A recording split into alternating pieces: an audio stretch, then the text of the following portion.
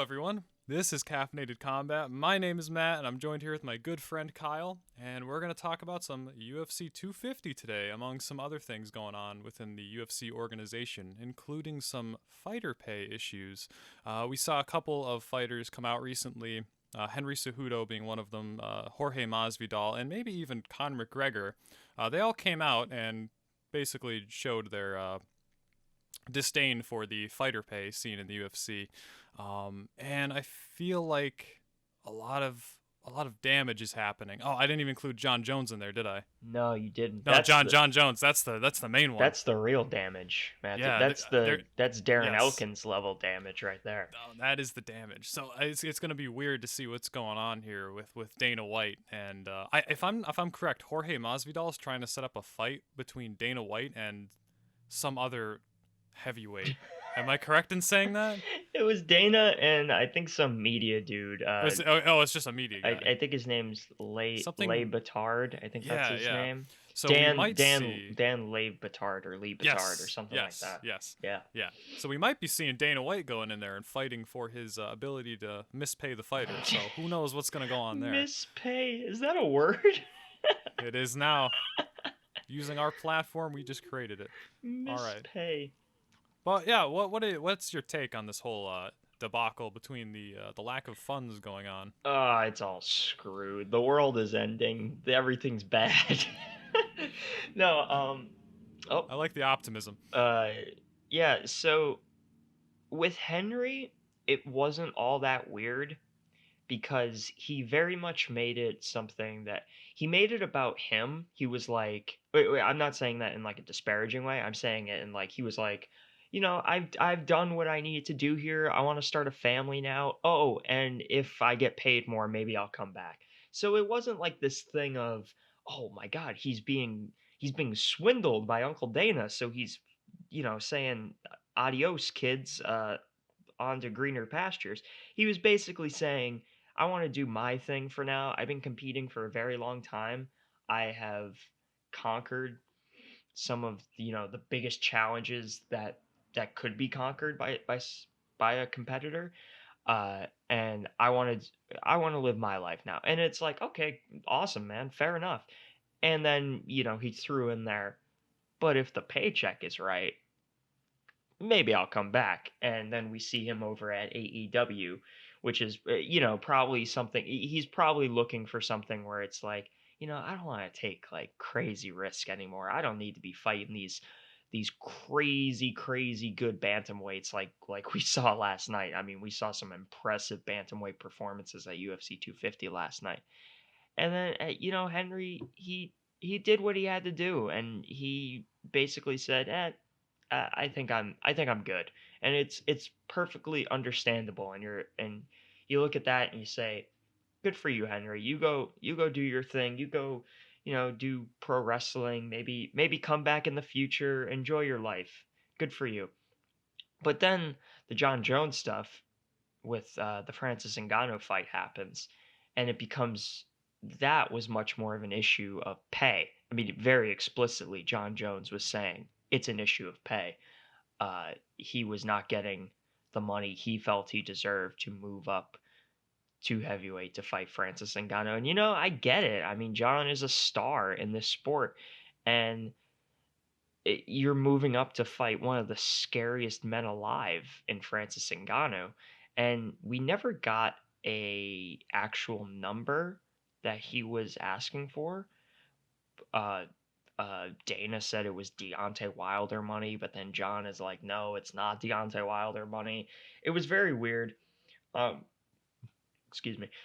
Basically, John says, you know what? You're not going to pay me. Release me. Then, about a week or so later, we get Jorge Masvidal saying the same exact thing. If you're not going to pay me the money I deserve to, I don't know, I guess maybe a welterweight championship fight with Usman, maybe a BMF fight with Nate, BMF rematch, a Connor fight, who knows? There's a lot of avenues for Jorge to take right now. He said the same thing as John. If you're not going to pay me what I deserve, release me. That's it. And so this is becoming very much a trend, and it's a concerning trend because these are some of the biggest stars in the sport. I mean, Jorge Masvidal is the biggest star in the sport that's not named Conor McGregor. He really is. And it's very concerning when we see guys like him. John, it's a little more like, well, John is always kind of a problematic individual. He's always kind of causing issues. There's always tension with John Jones, right? Henry Cejudo, it wasn't. It was more about Henry. It seems more about Henry going to do his own thing, live his life. Good for him. But then with Jorge, it's a little more like, oh, this is a trend that is a little concerning. Like I said, I get concerned when I see guys like Jorge, basically saying, "Release me. I'm too good for this. This is not, I'm not here to make pennies when I should be making, just the money I deserve."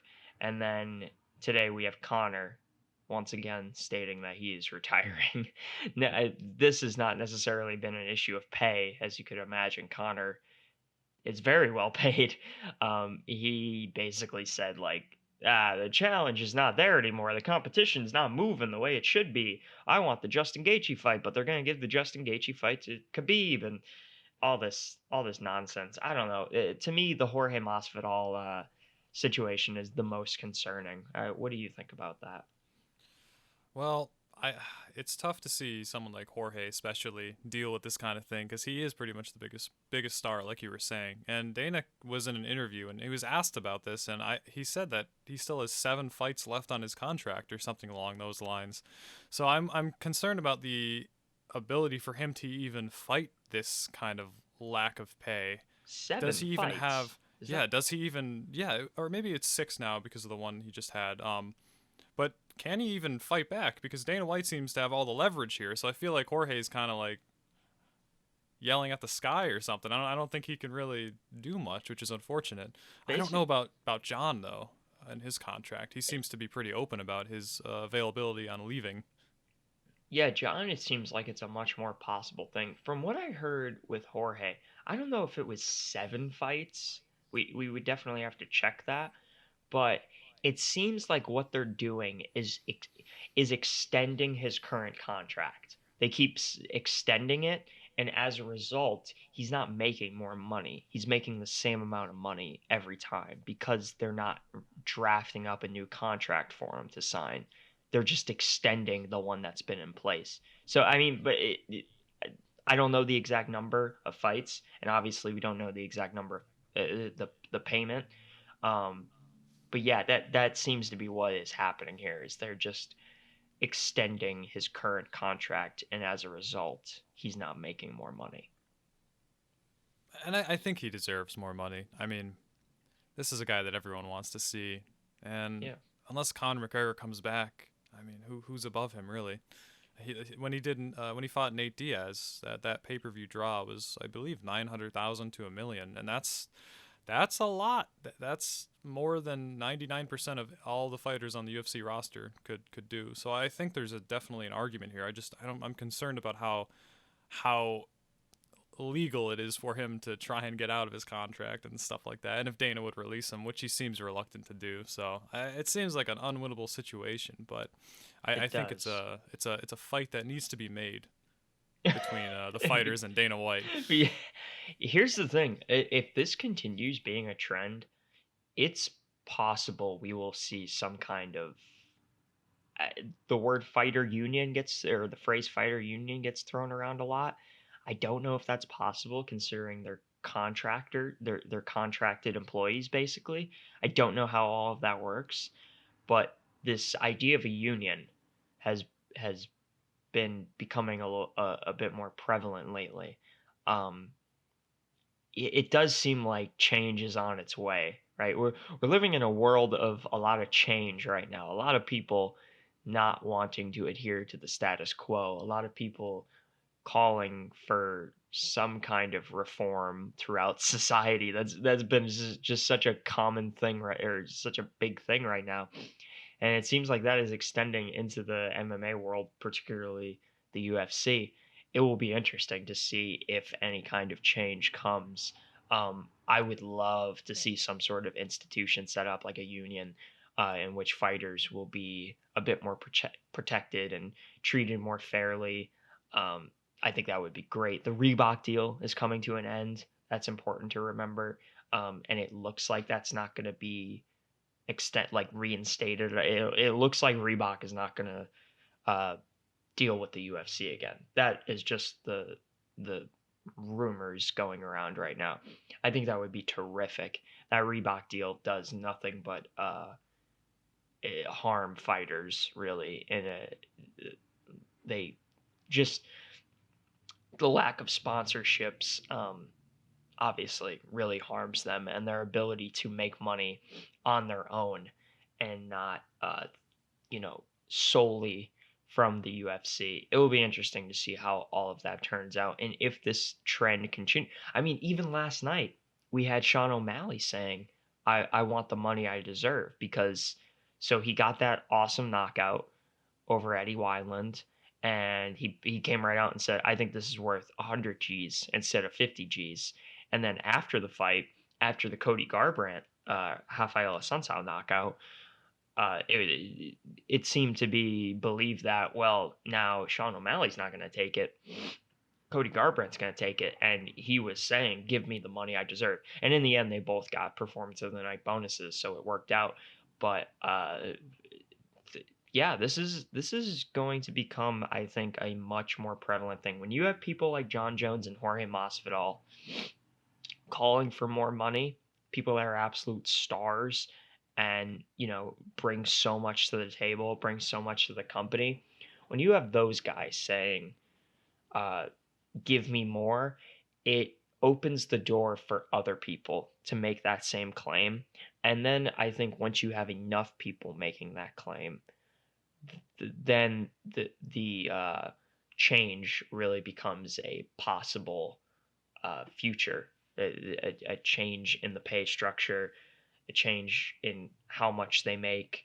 Um, it becomes much more possible, because right now they make something like, I want to say it's like 16% of all the revenue generated from like the gate, which is non-existent right now, and the pay-per-view buys, and whether, if they get a performance of the night bonus, whatever. Don't quote me on the exact numbers, but it's a small percentage. Um, so if we could see that percentage raised from fighters like Jorge and John, and then maybe some, names that are not as well known but still very important, like Sean O'Malley, coming into the picture and calling this stuff out, then I suppose it opens the door for that percentage to be raised. We'll see. I mean, we'll see. Dana is getting attacked from all fronts right now, so it's Yeah, only a matter of time. Mark Hunt especially has been calling for like a fighters association for a while now, and he's really trying to get something started. But Good for again, him. like you said, I mean, how easy is that to do when you have someone under contract? I don't know if he's going to have the leverage that he needs to get that really started or up in the air. I think he is moving in the right direction, because Mark Hunt is a guy that's just been screwed over so much in the Hmm. fight game. He's had a lot of the bad stuff that the UFC brings in his career, especially more than most, I would say. But I think that the fight that is going on right now with John Jones, Jorge, Henry, to an extent, I think it's definitely a good thing. Like you said, it opens the window, opens the door for these other people to say something. And once you have enough people saying something, and that's when you get the real power in the Yeah, organization. I mean, Because right now, yeah, it's it Dana White's show, it but is a good thing. Like, it's concerning, and you don't like to see it. You don't like to see people get underpaid, and you don't like to see this kind of conflict when you like both parties involved. Like, I like Dana. I love the organization. I love the way Dana runs shit, but I also really like the fighters, and I want to see them treated fairly. So, even though I don't like seeing this kind of, these problems arise, it is a good thing, because like you said, it opens the door for change. So it and it's hopefully it's some it's it's some good will necessary. come from this. Yeah, it's Yeah. necessary. Super necessary, as Jorge says. Super necessary. Yeah. I'm gonna miss him if he somehow gets out of his contract. I'm gonna miss him. Yeah. It There's not many Jorges in the world See, that can do what he does. that's the bad that comes from stuff like this, but Yeah. hopefully the good that comes from it will outweigh the bad, but we'll have to see. Well, I think we should talk about some UFC 250. Now that was headlined by Amanda Nunes and Felicia Spencer, a title fight that many people thought they would know the outcome to, but to everyone's surprise, Felicia Spencer dominated Amanda Nunes for 5 straight rounds. It was very impressive. Oh No, I man. kid, but I kid. Amanda Nunes does what Amanda Nunes does best, and that's fight on the highest level possible. And she showed that there are, in fact, once again, levels to this game. Felicia Spencer, though, great job on being a punching bag and taking the Oh. damage. I gotta give her credit though. She put up a good fight. She tried at every chance she possibly could. She made an effort. She didn't fold and give up like a lot of people would, and I think that is something you got to give her credit for. I saw a comment somewhere though that said her best performance, that was a 15-minute beatdown on her part, is now a 25-minute beatdown. No. So that's her new best performance. But at the same time, this is such good experience for her on one hand, because I mean you're literally fighting the best of all time in a 25 minute period. That's going to hone your skills. That's going to improve your skills. She could take that back to the gym and say, all right, I know what has to be done here. I mean, of course, she's not just going to become a magical fighter overnight, but she understands maybe more so than most fighters the tools necessary to really ramp up her career. Um, that being said, though, she took a lot of damage, and I feel this is the same thing that happened with Anthony Smith. I feel like her career is just shortened by such a lengthy extent based on the amount of damage that she took between her last fight with Chris Cyborg, which largely was the same thing, and now this fight. It's just a lot of damage, and you can only take so much damage before you say, I have to retire. I can't think straight. My head is just it's destroyed. It's a tough sport because it's all about damage to your body, and how much damage can you really take before you have to intelligently say that's it. And I think that Felicia Spencer's career just got heavily shortened, but I think that the skills she can take back to the gym, the knowledge she could take back to the gym, that's all going to kind of maybe even that out, because now she might have a shorter career, but I think she's going to be a much better fighter because of it as well. So I think it was a good night for Felicia Spencer. Um, and it was obviously a good night for Amanda Nunes. I mean, what is that? 11 wins in a row, I Something believe. something crazy like She's that. insane. Yeah. That She's is the insane. greatest. Yeah. Greatest there. How did you think that went down? What were your Um, opinions on it? Here's the thing about Felicia Spencer, man. She is one of the toughest and bravest people I have ever seen in the sport, honestly. I honestly mean that because you could not pay me enough money to I'm like John Jones or Jorge Masvidal right now. You couldn't pay me enough money to go and fight Amanda Nunes for 25 minutes. You could like I would rather fight most of the men on the roster, to be quite honest. Um, I mean, she is such a terrifying individual.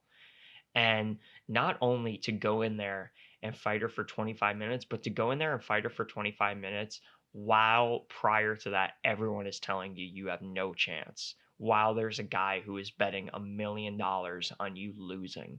Um, that is that takes bravery that I don't think most people could muster. I mean, the fact that she went in there and seemed so composed, in the beginning, I mean, I can't fathom the way you could like walk into that octagon knowing who you are about, knowing that you're about to face Amanda Nunes and not be like vomiting.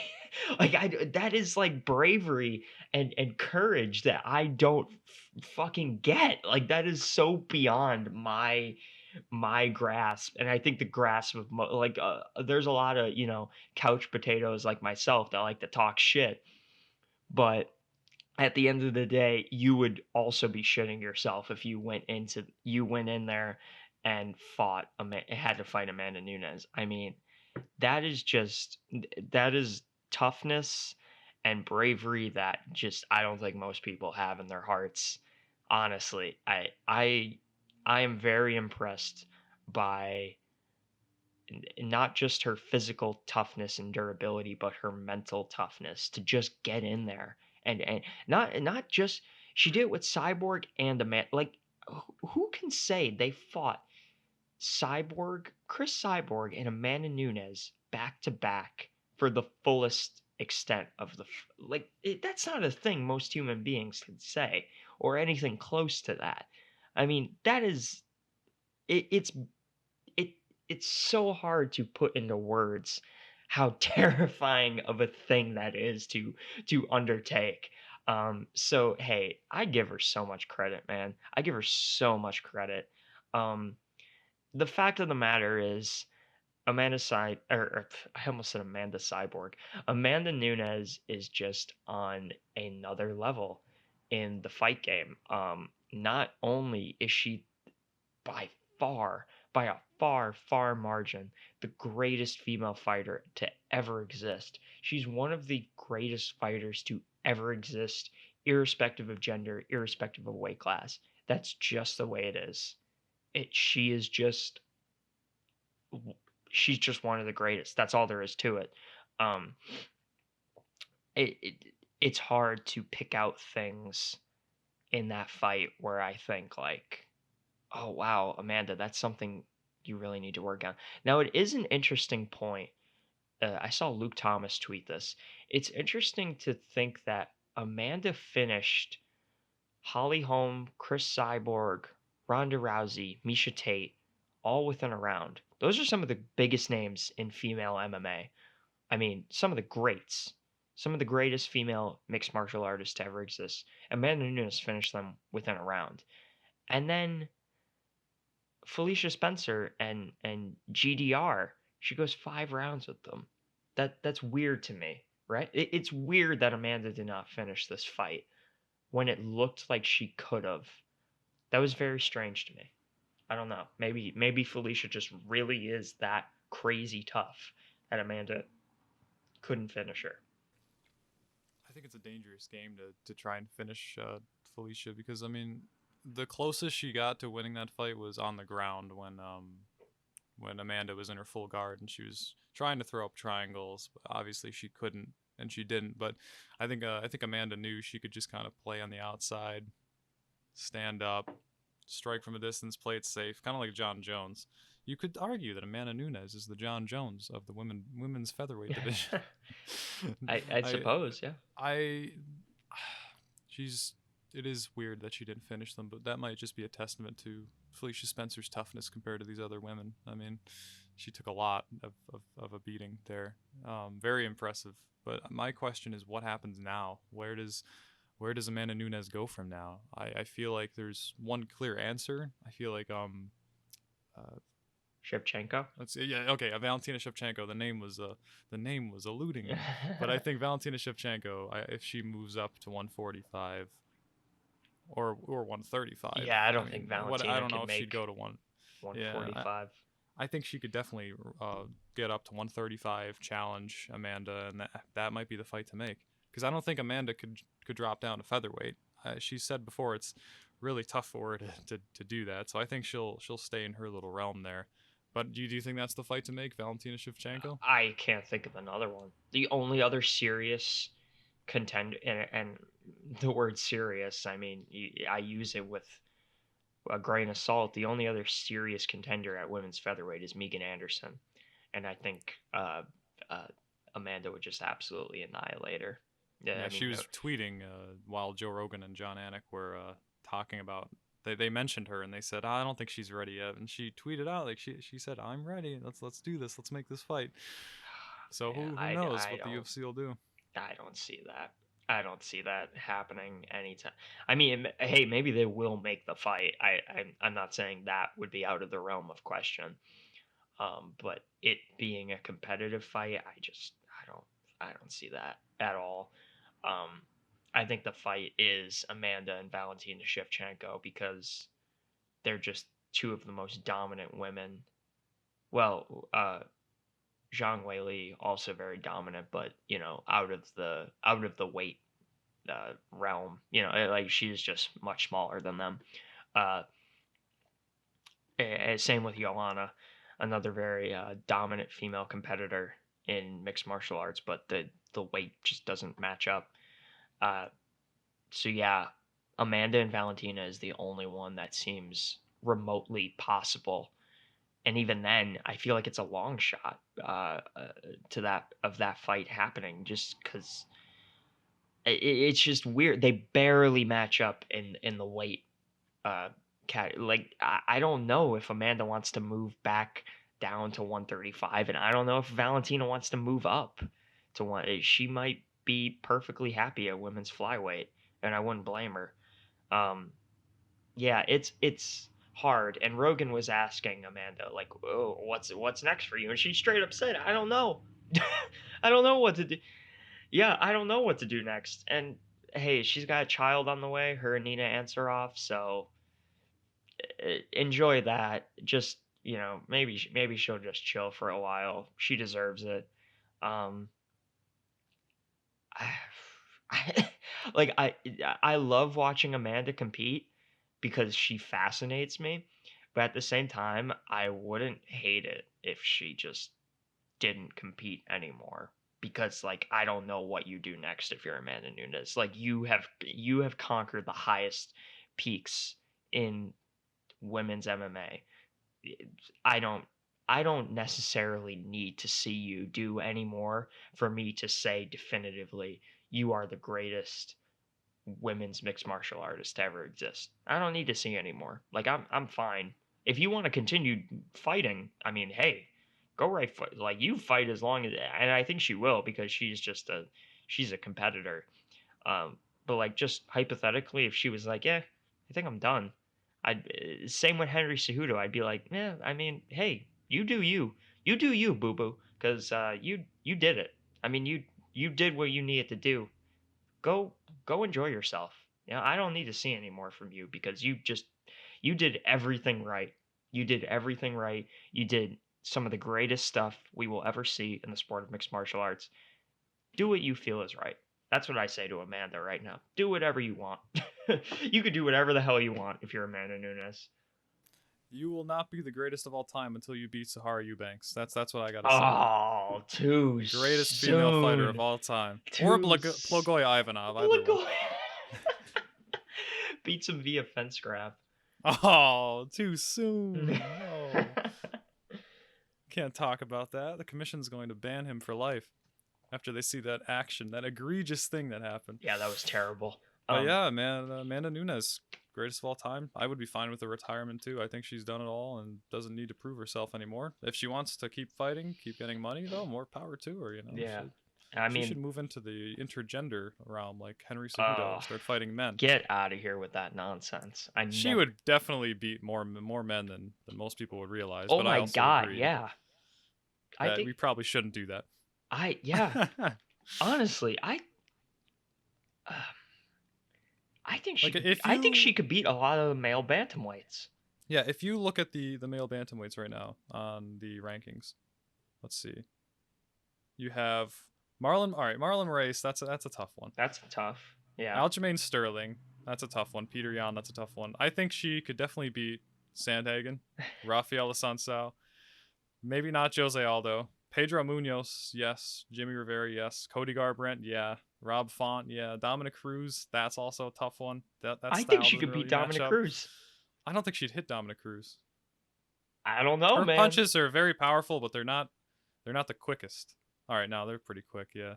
Yeah, all right, maybe she beat Dominic Cruz. I don't know. She is just like she's insane. She is insane. And you know what? I love Amanda so like every time she fights, like I feel bad because I hate seeing people get just so brutally beat like Felicia Spencer. It's hard not to like Felicia Spencer. She seems just like an awesome individual and just happy to be there a lot of the time. I started tearing up a little bit when Amanda gave her belt last night and was hugging her and stuff out. That was really nice to see. And Amanda is just like she's such just like a positive, great, like, that is a person that she does get the proper, I think, recognition now. She didn't get the proper recognition back when she was fighting, like, Ronda. Like, she was telling us all, "Hey, guys, I'm the fucking best, and you need to start acknowledging me as such." And people were like, "I don't know," but now we do. Um, I think that's someone the UFC needs to really, maybe it's a little late now because she has cleaned out just everyone, but like any promotional stuff involving Amanda, I always love to see it because she's so freaking cool. She's your first openly gay UFC champion. Um she she's just it's so hard not to like Amanda Nunes. Like, she's just awesome, man. She And brings so much to the table. yeah, then not only is she just a fantastic fighter, she just seems like such an awesome person. And all her interviews are always great. She's always super positive. She's always really respectful. She's just fucking awesome. Man, and Nunez, you do whatever the hell you want from here on out. It's your show, honestly. When it comes to women's MMA, it's the Amanda Nunes show. Yeah, she could do whatever she wants, and she deserves it. She Hmm. she earned the right to do that. Good for her. I wouldn't want any other champion unless Sahara Eubanks. Now, I think we should move on to our co-main event, which was a little more unpredictable. I saw a lot of Whoa. people, including the odds, that stated that Cody Garbrandt would probably most likely lose that fight. And Whoa. let me take you on a little history lesson here. So Cody Garbrandt goes on a complete tear, comes into the UFC, still going on a complete tear. He destroys my best friend Dominic Cruz. He takes his title away from him. And now here's a big cutoff point. Here's a little plot twist for you. He loses his next 3 fights via knockout. What happened? You beat the best of all time, and then you just go on a 3 fight losing streak. And I mean, you could definitely say it's his style. That's the problem. That's what it is. But now he comes back. He reinvents himself. He's this patient guy. He's a technical guy, and he comes back and he fights Rafael Assuncao, very dangerous guy, and he knocks him out. I think it was the second round, right? The last second of the second round. Yeah. He knocks him out with a left, or it was a right hook, I believe, off of the cage, off of a slip. The fastest hook I've ever seen in my life, and he dropped him as the bell was ringing. His Rafael Assuncao's corpse was just falling to the ground, Oh. and Cody just walked away. He just Dude, walked it away was one of the like Mark Hunt. craziest things I've ever seen. One of the craziest KOs of all time. But I mean, it is impossible not to tell. Cody Garbrandt last night, that was a new person. I've never seen that guy before. Like, that was a new person in the skin of Cody Garbrandt. Like, that was a brand new guy with a new beard and new hair. And I think a new back tat too. Is that I back think tat? yeah, I believe it is new. I love the new look though. I think he should keep the long Has hair. he always He had that looks. back tat? I really don't know. I don't think so. But It's I mean, he is covered in tattoos, it's so it would be hard to sick. know. It's a It is sick nice. back tattoo. But Yeah. anyway, um, dude, the guy is brand new. Um, and it's hard not to talk about the fact that he isn't full training full time at Alpha Male anymore. He went and trained with Mark Henry, who's one of the best coaches in the game, and now he is a much different individual. I mean, I'm not even just talking fighting style. Listen to him talk. He's so different. I mean, it's crazy how much change has occurred within that man. Um, he is so much more well spoken. He's very like collected all the time. He doesn't seem angry. He doesn't seem emotional. He's very serene in both his out of cage self and his in cage. I mean, he's measured, he's patient, he is picking his shots deliberately. It's so crazy to see the transfer. This is one of the greatest transformations I've ever seen in a UFC fighter. I it's it's I agree. I it's would. It's the. weird, man. It It's is. so weird. And I'm not gonna lie. He does still belong to the team. at Alpha Male. Like he's not complete. He's not gone from Alpha Male. He I think he split his camp. I think he did the first half at Alpha Male and the second half with Mark Henry. It could be the other way around, but I think that's correct. Um, and I'm not gonna lie, I think Alpha Male is like I have no real evidence to support this other than my own personal feeling that I get when I look at that team. It feels to me like a very toxic environment and this very like pack mentality, kind of high school drama. It's weird. I don't like the alpha male really. It's this really weird like yeah, like high school drama. It's I feel it's a like the name says it all. Team Alpha Male. it's I'm, kind of you know, cringy, right? yeah, I feel like a mature person or a mature coach or gym owner wouldn't put that as their name. I mean, I don't know. It Who knows it how it works feels over a there on the little West Coast? like oh, it's a bunch of douchebags running around talking shit on each other. Who could puff their chest out the most? Like this, I don't know. I don't. I think that there's something there. There You did is, a great job of describing it, though. It is basically a high school mentality. It's crazy. dude. It's If you go back and listen to JRE with Cody Garbrandt and Uriah Faber, the way they talk about Dillashaw and like all the drama that ensued, it's so ugh. You listen to it and you're like, these are grown men like talking yeah. like this. It's so like I don't like this. This is come on, guys. Like this is and I think a lot of that is Uriah Faber, to be honest. I think Uriah Faber is the root of a lot of that like childish antics that occur within that gym. Um and it's just awesome to see Cody a change man. You have to remember Cody was young when he was like 25 years old when he became champ. Something like a very young champion.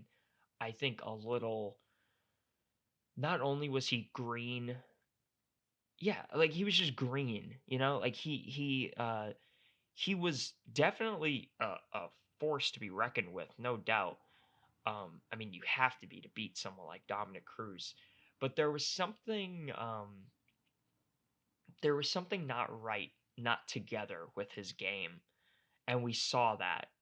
We saw the de-evolution of his game. Uh, just this brash, very um, thrown together kind of fighting style, where he seemed to just be swinging and hoping something land, like throwing shit at the wall and hoping something sticks. That kind of thing. Um, it's not that anymore. It is not even close to that. And it paid off with a brilliant knockout, a brilliant performance, um, a performance of the night bonus, and just a new a new force to be reckoned with in Cody Carbrandt.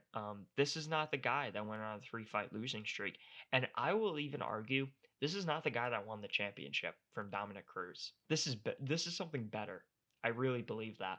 And you might say, well, what are you talking about? He beat Dominic Cruz. He got the championship. How can you say he knocks out Rafael Assuncao and he's suddenly I just it's the vibe I get off him.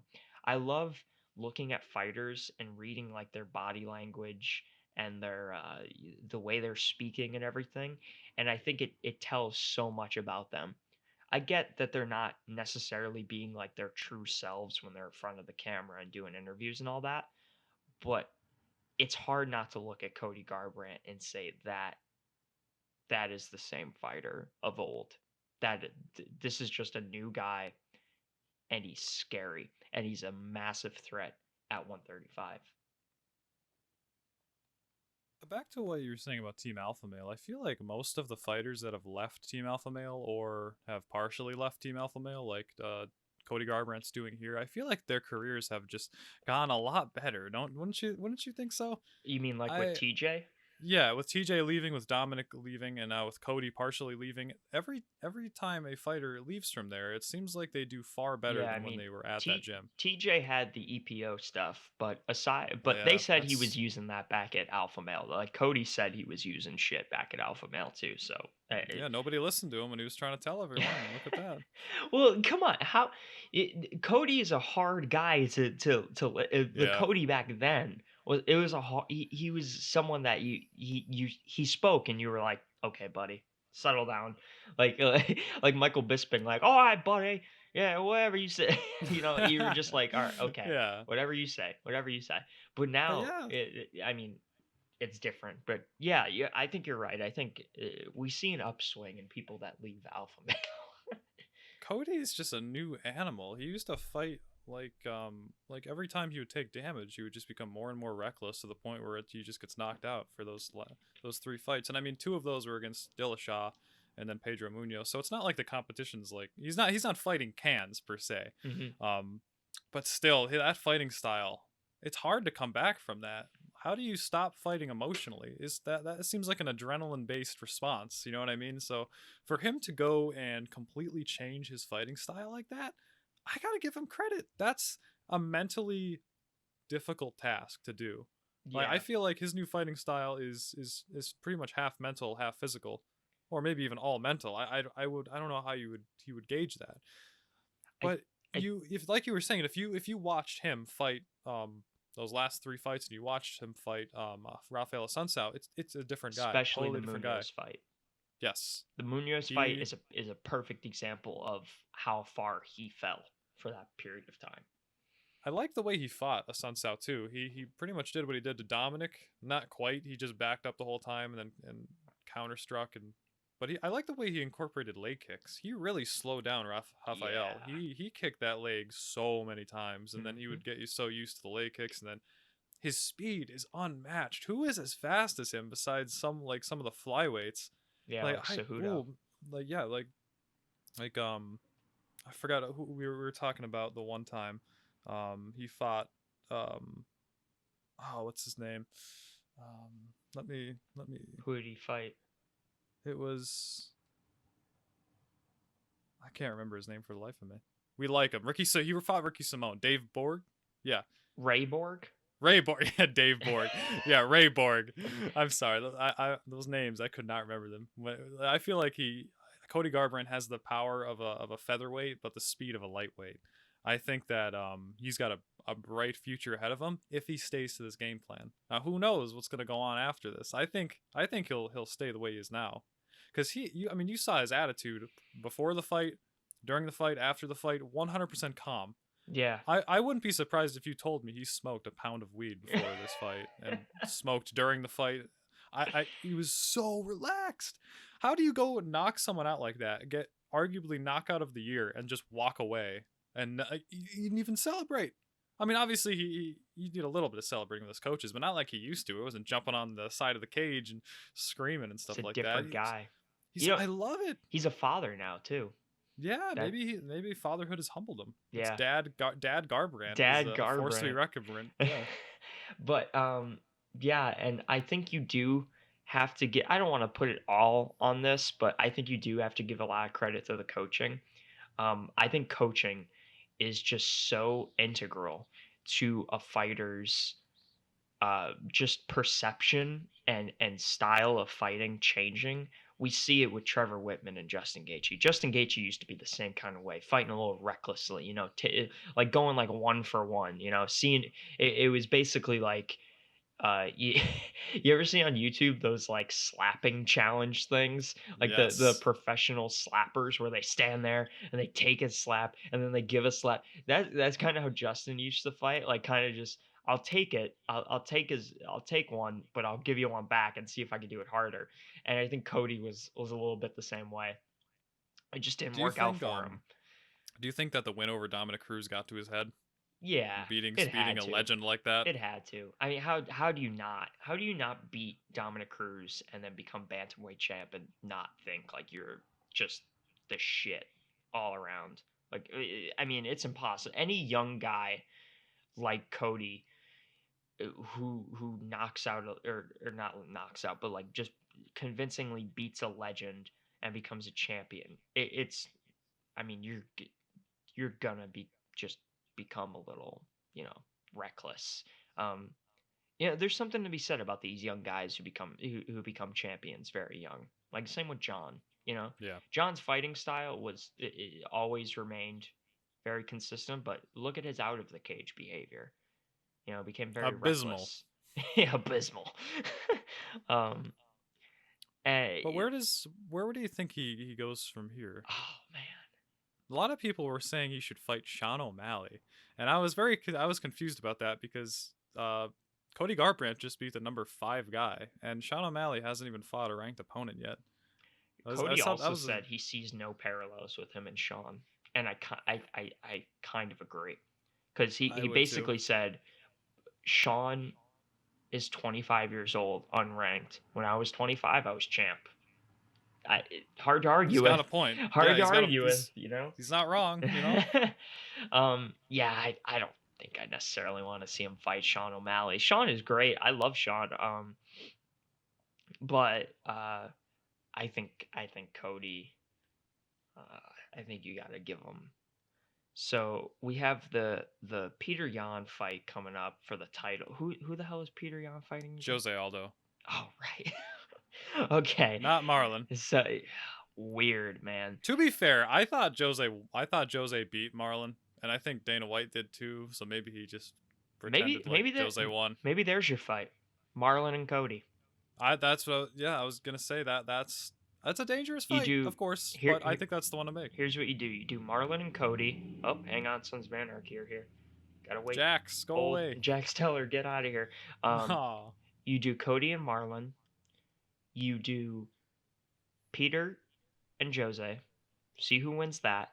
The winner, the champion, fights Aljo Sterling for the title. Winner of that fights the winner of Marlon Cody.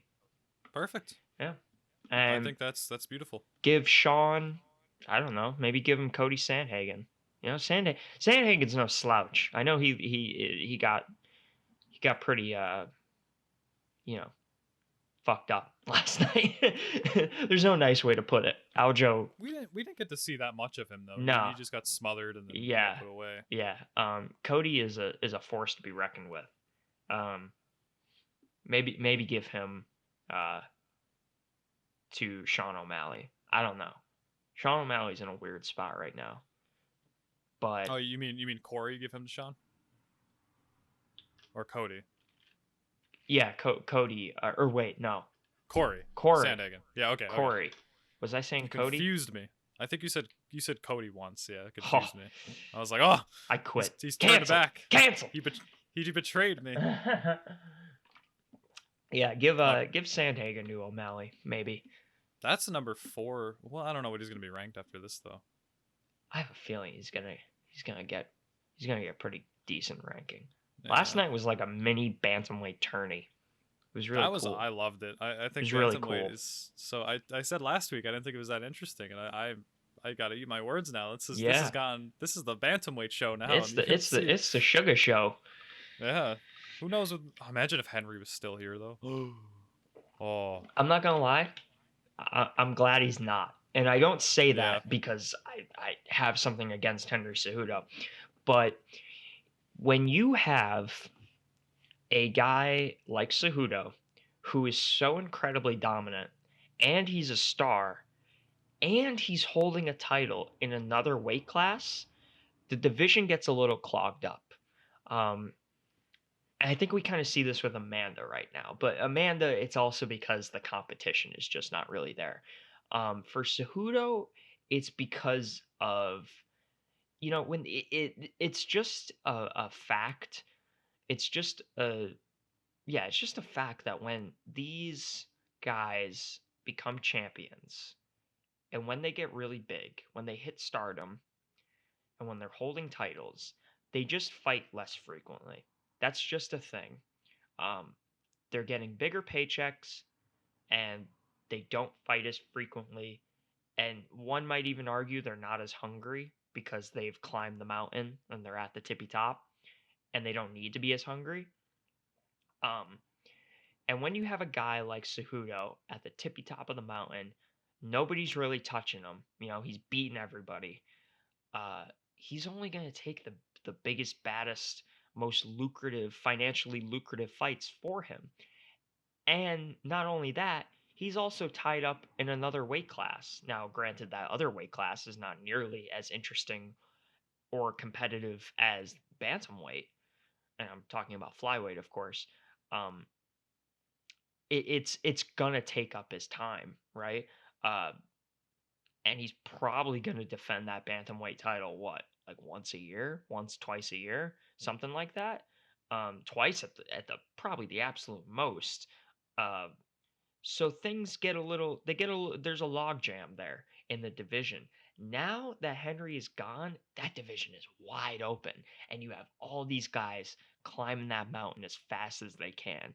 It's so cool to see. It's like the end of God of War 2 and the beginning of God of War 3. You know what I'm talking about? When Oh, I know, Kratos is on 100%. is on the back of the Titans, and all the Titans are climbing Mount Olympus, and the gods are at the top, and you're getting ready for this epic battle to take place. That's really freaking awesome.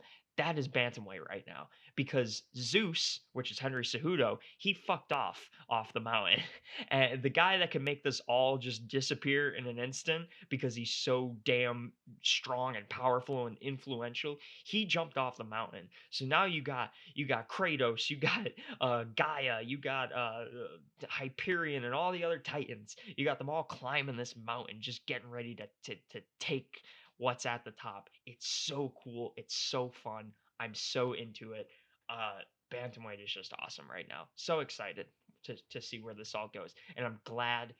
I hate to say it because it sounds so mean, but I'm glad Henry Cejudo is gone because it just opens stuff up so much. It just it gets me giddy thinking about it, Matthew. And now I kind of want to go back and play God of War 3. Great game. You're gonna have to. I'm more of a fan of the Viva Pinata thing, but you can compare it to God of War 2. That makes sense. What? I like the Viva Pinata analogy a little better. Viva Pinata? What are you talking about? All right, clearly we have an uncultured gamer here who's never played Viva Pinata. What's wrong with you? I like that though. That's a good point. I never played Viva Pinata. I don't know. I don't know This what that guy. is. Yeah, I'm just gonna publicly kick you off the podcast now. I don't know. No, it's a game we used to play when we were kids about gardening. Okay. Anyway, How do you go from God of War to gardening? because it's just chill, man. All right, next topic. So I feel like Sean O'Malley is worth talking about a little bit. But before Sean O'Malley, did you think there were any other fights worth mentioning before his? Because we had. I mean, Sterling obviously did a great job against Corey. Yeah. That was really quick. Neil Magny and Anthony Rocco Martin. I mean, he just got tired at the end and lost. I mean, nothing really crazy happened there. No. Aljo definitely showed his experience and his skill. He just smothered Corey. Mm-hmm. Oh man, that was rough to watch on Corey's end, but yeah, I was rooting for Aljo because of my best friend Raging Al is in his corner. So I love those New York guys, man. I'm always rooting for those dudes. I love Aljo. I love Raging Al. I love Matt Serra and Ray Lago. Too bad they weren't there last night. Oh, that would have been awesome because they're at the Apex and it's so easy to hear corners. It would have been great to hear Matt Serra and Ray Longo just yelling in the corner. They're so fun, those guys. Ray Longo did. I don't know if you saw that video that he put out of they had like a little parade, like people driving by for Aljamain last night or yesterday during the day. Yeah, Ray Longo. Ray Longo looks like absolute shit, by the way. Really? he looks like I mean, the quarantine life be hitting him hard. He's got like a 5 o'clock shadow. His hair is all long. But yeah, it was really cool. He was like, "Hey, Aljamain, I just want to wish you luck, and here, look at all these people driving by." And it was like all these people in their cars with signs that were like, "Let's go Aljamain" stuff. It was really cool. I love that. We should have drove by. Yeah. With a Caffeinated Combat sign. Promote our stuff. Subscribe on YouTube. Come on. Yeah, it was really cool to see though. I love that group. That they're so good Yeah, dynamically. I love them. I would pay money to watch a reality. Joe Rogan always talks about it, a reality TV show with Matt Serra, Ray Longo, and just that whole New York team. It'd be so friggin' fun to see that. They don't even need to fight anymore. They can just do that. That I would watch that. That's fantastic. Matt Serra is one of Oh the my most god. entertaining people in MMA. That dude is so funny. Like he's one of the funniest people in the MMA world. He really is. I love watching that video of him beating up that drunk dude. Oh He didn't yeah, beat he him up. mounted He him. actually just restrained him, and Yeah, I remember it that. was like it was like a it was like a small angry child throwing a tantrum, and then Matt Serra just comes over and is like, "Calm down, just stop." It's great. It was great to see. But yeah, that's Sarah, Matt Serra, BJJ, obviously paying off really well for Aljamain Sterling last night. But to answer your question about any standouts, honestly, my standout was Cody Garbrandt. Oh yeah. I was enamored by him, and Amanda Nunes, of course, too. But I don't think any of us were really surprised by Amanda, right? I mean, she has shown that she could do that in the past, like many times over. Like we've seen that plenty of times now. The transformation of Werewolf Cody, that really that just that was the highlight of UFC 250 for me. I would agree completely. I loved seeing Sean O'Malley get another knockout of Eddie Wineland, but Cody Garbrandt's such a bigger star in my opinion. Maybe not Interesting Dana's opinion. hair. Yeah, he dyed it. I Yeah. like that. Oh, is that not his natural color? You're right. It is his natural color. He actually dyed it brown when he would fight in Contender Series. I forgot. He's a special guy. I think he's got some talent, and he doesn't look like he has power at all. Like you were saying last night, like how does this guy have so much power? Yeah, how does a I guy don't that know. looks skinnier than me hit like that? I don't It's know. wild. Yeah, It gives you inspiration though, doesn't it? I guess. I Anyone mean, could I don't knock think someone I'm gonna out. be going in there and knocking out Eddie Wineland anytime soon. But yeah, it's cool to see the skinny guys. I think Uh, you can. I think you could beat up Eddie Wineland. yeah, you do. Yeah, Oh, I okay, could. Yeah. that's cool. I'm glad you think that. That's cool of you to think. I will call Dana White tomorrow. I'll see what All I can right, do. No yeah, hit him up. promises. He's a little busy right now. Some with Oh, with fighter all pay, of his but fighters quitting because they're not getting yeah, paid. yeah. Bellator will sure pay them more. Well, They have like a Scott $4 Coker is budget. like, I am never starting Bellator again until all traces of coronavirus are vanquished from the earth. So, Yeah, he's in his bunker. He's hiding. is he actually in a bunker? No. Oh. He looks like the kind of guy that would be. I love Scott, but Yeah, he does seem he's a like doomsday prepper. You yeah. know. He is very adamant that Bellator will not be running again until, this stuff is very cleared up. So, I can't blame him. It's a scary time. yeah. He cares about his fighters. Dana White said, "Let's just go on an island, and that'll work." Oh, we got to talk about that. How do we forget? Fight Island, baby. Fight Island. It's Abu Dhabi. Get ready to die from heat stroke. That's a big factor. How is that going to play in? Dude, I mean, you could argue it's going to be at night, or is it because of time zones? I have no idea. I have no idea when they're gonna run stuff. But even at night, I'm not sure if it's gonna matter. I don't know how you're gonna have an outdoor octagon on the beach and these guys don't just pass out from the heat. I don't know how you do that. I Unless it's mean, at nighttime, I would agree with you. like, uh, am I missing some? Do these guys not? I don't. They're gonna have a big fan blowing on them. I'm at a Dana loss, White's gonna man. be operating I'm it. at a loss. I just think I'm like, Jesus, if I was sitting there watching this, I feel like I would die from the heat. I don't know how these guys are gonna survive. Maybe it'll be partially in the water, so the waves will hit them sometimes. Oh, can you imagine that? Oh man, saltwater octagon. Let's go. Yeah, it's weird. I love the fact that it's on a beach, though. That's all I care about. Yeah, That's all anyone should care about. The fighters, don't worry about the heat. Worry about the sand. You know, the sand will set the you sand. free from It's true. consciousness. Um, Oh, Eddie yeah. Wineland Hey, just died. Come on. fight. Oh, Jesus Christ. Fight Island, very cool. Uncle Dana, if you're listening, which you're not, I will work for free and do anything you want to get on Fight Island for a month. I will deliver you ice water while you're sitting in your cabana watching men beat the shit out of each other. I will do anything to get on Fight Island. I really will. I might stow myself away on like a UFC ship because that's how they're getting there. Of course, they're not flying. They're sailing. They're not swimming? They're taking rafts. Um, I will I will stow myself away in the cargo hold, and yeah, I will do anything to get on Fight Island.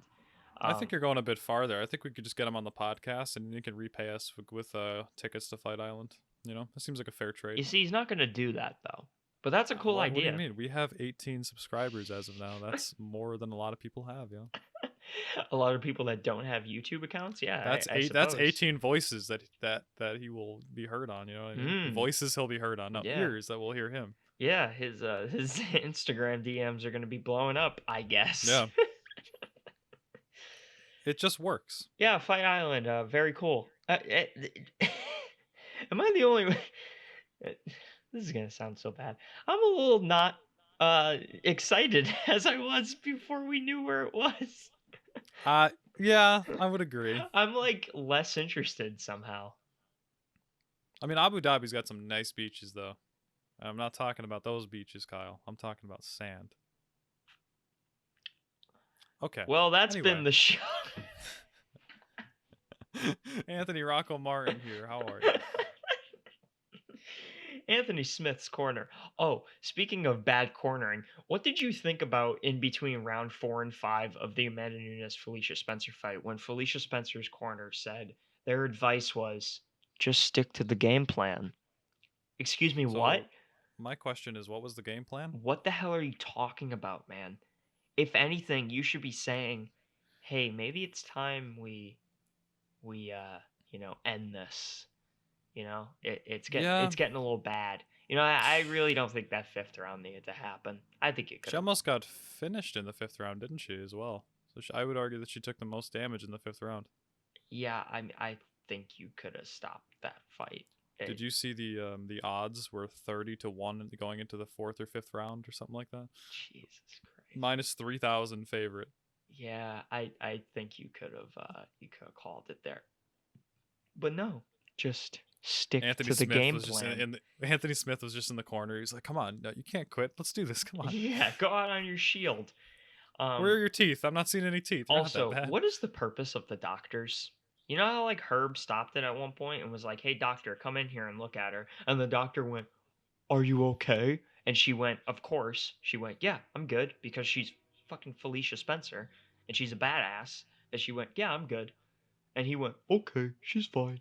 Like, what is your purpose there? Is that all you do? You just go, It seems like the fights we don't want to end get stopped all the time by doctors. Like they're either really picky about letting fighters go back in, or they just don't care at all. It depends, I guess. like this what dude athletic straight up commission. he like wiped the blood out of her eyes, looked at her gigantic Joanna Jędrzejczyk forehead, and was like, "Are you okay?" What do you think, man? I don't have a fucking PhD, and I could tell you she's not. Like, what do you do here? What is your purpose? You just sit there outside the octagon, wait for Uncle Herb to come and say, "Hey, could you come in here for a minute?" You go up to her, you put a cotton ball over her eye so the blood doesn't seep in anymore, and go, "Hey, are you okay? Are you fine?" No, she's not, idiot. This is where you come in and go, "Okay, you've been getting the shit kicked out of you for 20 minutes. I think it's time we call it quits." But his response was, "Well, if she could see that she's all right." Oh, okay. Yeah, great. Awesome. Let's just wait Good for work. her eyeball to fall out of her fucking forehead to go, "Yeah, let's call it here." I mean, she's blind now, but let's call it here. What do you Oh man. Do you think that was actually Agent 47 dressed up as a doctor? Yes. And he got called in? Yeah. When he wasn't ready for it? Yeah, I think that was a hit. That was an assassination attempt on Felicia Spencer by the Canadian Prime Minister.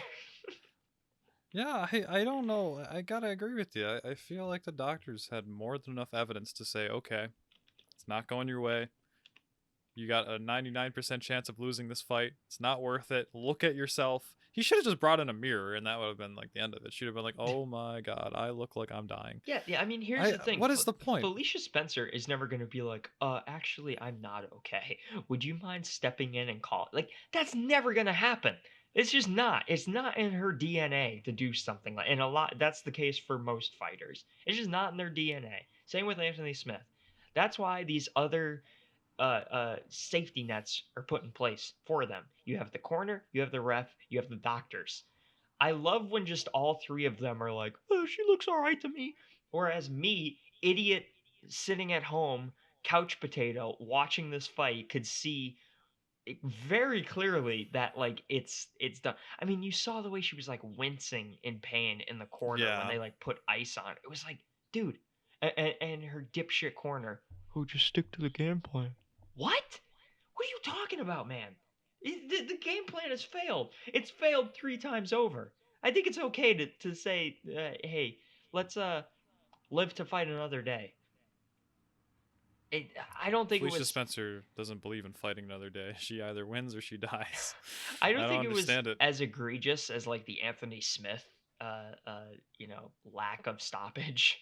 But like, come on, man. Like, why do we do this? Why does this happen so often? And Luke Thomas has said it in the past. I know I quote him a lot on this show, but I do it because I think he's a very intelligent individual and one of the most reasonable voices in mixed martial arts. And he basically said, um, and Michael Bisping said once, we need to catch up to boxing in terms of when their willingness to like stop fights, quote unquote, early, like stop them a little earlier. We need to catch up to that. And why haven't we caught up to that? Well, Luke Thomas, I think, said it. We need a disaster to happen. There's gonna be someone's gonna die. That's just what's gonna happen. Someone's gonna die, and then they're gonna say, "Oh, maybe we should start doing it sooner." They need to wait for something really freaking terrible to happen for them to catch up to boxing in this regard. Someone's got to be put into a coma, somebody's got to never speak again, or somebody's got to just die. That's what's going to happen. It's pretty awful, to be honest. It really upsets me that we're so lacking in this regard. The MMA world. I mean, how these people, these doctors, these cornermen, even the referees to some extent, how they don't see this stuff, or maybe they just don't want to see it. When filthy casual Kyle Carosi sitting at home, half drunk with a box of Pringles in front of him, could see this fight is over. Why the hell can't you see that? It's disgusting, and they're not going to do something until it's too late. That's just what's going to happen. I think it's a really bad practice to put this slim chance of a victory over a fighter's health. Yeah, And you see a this really slim like chance, man. a A very, yeah, really slim like a chance. basically non-existent chance. Like if Amanda goes out there and has a heart attack, great, but that's literally like, it's just, I know I joke, but it's just not going to happen. And you got to put your fighter's health above that because it's your responsibility to keep her safe and to prolong her career. And when you send her out to die like that, they didn't even ask, like, do you want to continue, did they? They just No. they just sent her out. Like, at least give her the opportunity to fend for herself. Give her a voice. Don't just tell her, go back in there. You're Yeah, not stick done. to the game Stick to the plan. game And plan. I mean, if you do ask Felicia Spencer, do you want to go back out there? There's a very, very, very high chance that she's going to say yes. But guess what? Maybe don't listen to her. Look at Deon. I referenced this when we talked about the Anthony Smith stuff. Look at Deontay Wilder's corner. How what they did um for him, for Deontay Wilder. They saved him in that second Tyson Fury fight. And you know what? The corner and the referee on the same page, because right as the corner threw into the towel, before the referee even saw the towel, I think who was it that was reffing that fight? Um it wasn't Tony Weeks. It was I can't think of his name off the top of my head, but he's an outstanding boxing referee. Um he They were on the same page because he was stopping that fight right as that towel was flying into the ring. we need to catch up to that. And of course, Deontay Wilder was upset about it because he's Deontay Wilder and he's a tough son of a bitch and he doesn't want to see the fight get stopped. He wants to go out on his shield. And even after the fight, he was still upset at his corner and apparently fired one of the dudes. I don't know if that turned out to be true. I think that was just a rumor. Um, but that corner man, who was a former boxer, again, I can't think of his name, um, former boxer, he made the right call. The referee made the right call. Guess what? Deontay Wilder's upset. Oh well. He'll get over it one day. He really will. You know what you don't get over? You don't get over brain damage. You don't You just do get not. over that. You get over losing a fight when you think it might be a little bit early. Like Dominic Cruz, he's gonna get over it. TJ Dillashaw, when Henry Cejudo beat him, he got over it. I mean, the EPO allegations probably assisted in that, but or not allegations. There were more than Yeah. allegations. The EPO, I don't know, convictions. um, Yes. they get over it, and if they don't, well, at least you can say in your heart, like that trainer that threw in the towel for Deontay Wilder, he could he will be able to say for the rest of his life that he made the right call. He really will. I mean, I would much rather be a cornerman that lives the rest of my life being hated by a fighter because he felt I threw in the towel too early on him than being responsible for a guy taking just a horrific amount of damage to where he is never the same again. Or, quite frankly, dying. I mean, that's horror. That is true horror that could befall you if you are one of those people that decide, oh, I'm just gonna let him go in there for another round, see if they could pull out the victory. You do not want that on your conscience for the rest of your life. You really don't. It it's so much better to call it early than call it late. What uh, they're both quote unquote bad calls, but guess what? One of them is way worse than the other. Yeah.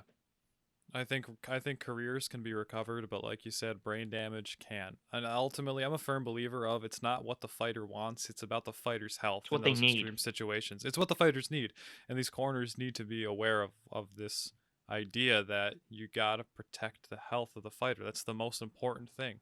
You can't just because you can get a win, it doesn't matter. I feel like I'm reiterating what I was saying earlier, but it's just I shouldn't say all corners feel like this, but I feel like most corners would also not stop the fight and wouldn't do this. And it's kind of disturbing because I don't want to see this horrible event happen. I don't want to see a death happen. And it really doesn't need to because in the end, it's an MMA fight. It's a career. Yeah, you're losing money, but the brain damage that you're getting is a lot less valuable than the money that you would have been getting. I don't know. Yeah. It baffles me that some of these corners can have the incompetencies that they have. hmm But in the end, I mean, they work for the fighter. They don't want to make the fighter angry.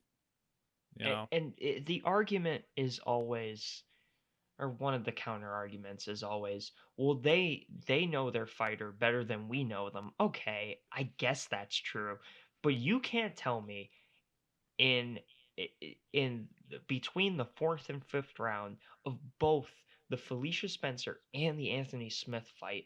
I don't care how well you know that person or what kind of prior agreement you made with them. I really don't give a shit because you can't tell me you look at that person and say they are ready to go back out there and fight an absolute killer for another 5 minutes. You can't. It's false. It's just a false idea. Like you can't look at them and say, "Oh, I think they're good." No, there is no argument there. There's none. You're wrong if you say otherwise.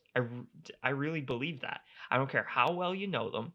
You could look at their physical state, see them wincing in pain, see their teeth falling out, see a plethora of other body language indications that they are out of that fight. You can't tell me that they're ready to go back in there for another round. If you say so, you're just wrong. I'm sorry. You, I don't care how long you've been a corner man. I don't care how long you've been a doctor or referee. You're wrong. I feel like the corners also need to treat their fighters like an investment almost.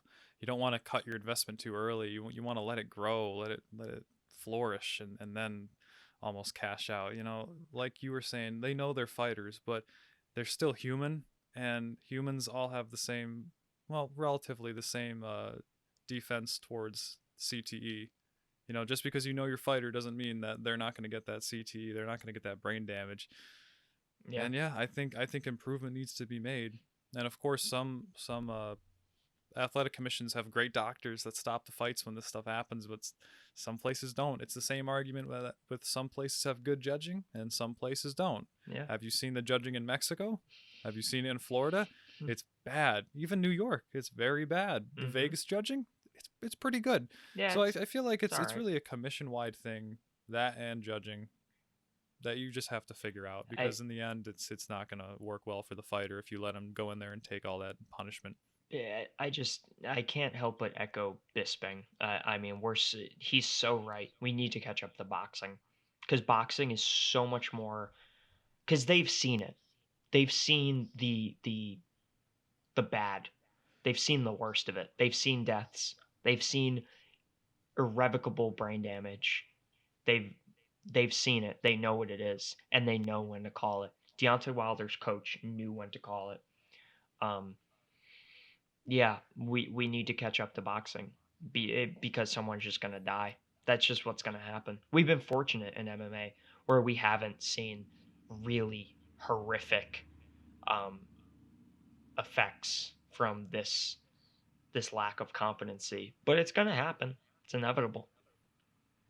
Before we wrap up, I just want to let the viewer in on one little picture that you can create inside your mind. Just think of, do you want your fighter to be Tito Ortiz?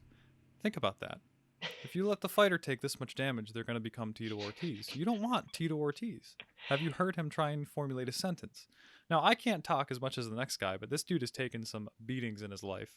And Is I think that Tito's damage, though, or is that just Tito? I've heard Tito talk in the beginning of his career. He sounds a lot more legible, or not legible. Intelligible? He sounds more intelligible, yeah. Now that he's, dying in every fight. He's not dying. He definitely he's had a very long career. He's taken a lot of hits. He's definitely got some Hey, Tito, cerebral trauma going on. I think Tito's on a 2-fight win streak. He beat Chuck, and he beat Alberto Del Rio. Okay. You know, He didn't beat WWE Chuck. sensation. Chuck beat himself. Chuck beat himself. That man's 90 years old. He walked in there with a cane. You can't tell me that counted. Chael Sonnen's right. I mean, Chael's also the light heavyweight champion, so he's got some. Oh yeah, that's right. Oh yeah, know? another bit of breaking news: Chael P. Sonnen proclaims himself light heavyweight champion now that John Jones is out. And he has every right to. Yeah. Because he beat up John Jones for 5 straight rounds. Undefeated, undisputed, Chael Sonnen. He threw a spinning back fist at John that sent him to a different dimension. It was crazy. Chael Sonnen, you're the greatest of all time, my guy. We've been going for an hour and 20 minutes. And with that, this has been Caffeinated Combat. Anything else you want to add to the conversation, Kyle, before you wrap it up? No, I've said plenty, I think. You're all fired up now. Yeah. You need to go cool down like a cucumber. I'm a little fired up. I need to go relax. And you deserve to be riled up because it's a good topic to talk about and spread awareness to our 6 fans. Thank you for listening. I'm sorry. I'm going to continue on. This is a conversation that needs to happen. Yeah. It really does, because nobody wants to see a disaster take place. We've been fortunate thus far. Let's not push our luck, mixed martial arts. Let's not. We don't need to see somebody die in the octagon. We really don't. But you know what? We probably will, and it's unfortunate. There. And with that bit of positivity and optimism, we're gonna end it there. This has been Caffeinated Combat once again. My name is Matt, and that's Kyle, the little optimist over there. Nah, he's saying stuff that needs to be said. But, there's nothing happy about disasters and the potential of that. So, thank you for listening. Have yourselves a good night or a good day, depending on what time zone you're in. Thank you. Adios.